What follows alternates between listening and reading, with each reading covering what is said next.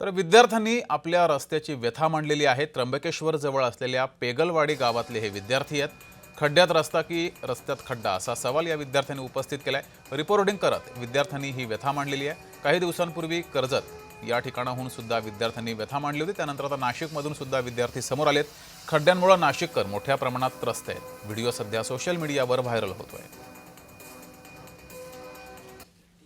माझं नाव आदित्य गोडे, विद्यार्थ्यांना काहीतरी पाहिजे। माझं नाव स्मिता शेठ, आमचं गाव पेगलवाडी आहे। छोटंसं गाव आहे आमचं। खड्ड्यात रस्त्यात खड्डा। बघा आमचं गाव किती खड्डे झाले। इकडं कोणी लक्ष पण देत नाही, काय नाही। इकडं थोडं लक्ष द्यायला पाहिजे। आम्हाला शाळेत जायला त्रास होतो।